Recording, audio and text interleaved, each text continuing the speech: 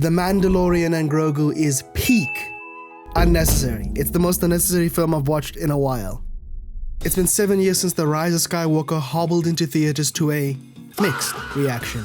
And in that time, Dave Filoni and Jon Favreau have had all the time in the world to get in the lab, cook up something masterful, groundbreaking, daring. And what do we get? A sequel movie to a TV show that last aired 3 years ago. Man, whatever they're paying the ideas department, it needs to be less. Yes, we are in hell. There is not much going on at the House of Mouse. So with this film, Star Wars is coming back, tails between its leg, testing out the water to see whether there's any love here, and nah, this ain't it, chief.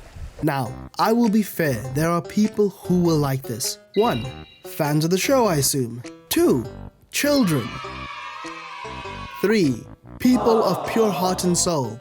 But for the rest of us, the curmudgeons, haggard and full of sorrow beings, this is just not going to be up to standard. I will say, I am not a Star Wars fan. I am as lukewarm, as middle of the ground as you can get with this stuff. I only really like Rogue One and Andor, and have solid enough experience with the rest of the stuff or haven't seen it. So I'm not here for any of the deep lore cuts. I have no idea what Jabba the Hutt means to fans. I have no idea what Sigourney Weaver being here means to any of you. And by her performance, I don't think she does either. So there might be significant references to stuff that might carry this film better for greater fans than me. But as an outsider, I'm still like, guys, this is Star Wars. I know things have become super messy in Hollywood, but even from an outsider's perspective, Star Wars should be a big event. I should walk out of a Star Wars film regardless of how ass that film is, mesmerized by what I saw. But I am not. Starting with the characters, Sigourney Weaver and the 5 seconds we get of Pedro Pascal have no energy to them. And yes, a lot of that is the atrocious exposition-heavy dialogue that they are given, but they also aren't doing anything to uplift it. You get the very strong suspicion that the only reason this film was made is because with Grogu being a puppet and Pedro Pascal only needed for voice lines, the overhead was significantly cheap enough that they were like, why not?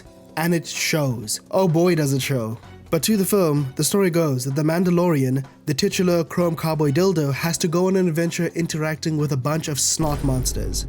Everyone wants this one guy, and this goal is accomplished with 0 difficulty, no tension, and an hour of screen time left over. Genuinely, the 2 hour and 12-minute runtime of this thing was evil. This could have been a solid sub 90-minute flick, a fun action caper, but no, we've got to stretch it. We've got to give Grogu an extended section to sell more toys. We can't just sit in artistic reverence. We've got to give you straight product. A question I do have though for the Mandalorian TV show fans, is Grogu a pet or not? Like in here he is the Mandalorian's child, but I'm looking at this film being after 3 seasons of assumed development, and I'm struggling to imagine what these guys could have been doing for all that time for Grogu to be this infantile. Like, does this doll just never develop ever? After watching this, I could believe that. And Jeremy Allen White, yikes. I feel bad for this dude. They really gave him nothing to work with. Genuinely, I think the only things he ends up saying in this film are about how his dad is a turd and just how no one understands him. It's so sad, whatever. Do you feel things for this character? Please feel things for this character. We're begging you at this point, please. It's all just so nasty. And the worst part about all of this is that it was there. It was right there. The first 50 minutes of this film was great. Genuinely a propulsive, exciting sequence of action that knew exactly how to keep you engaged. But then it ends, unexplicably, and we get generic action slop for the rest of it.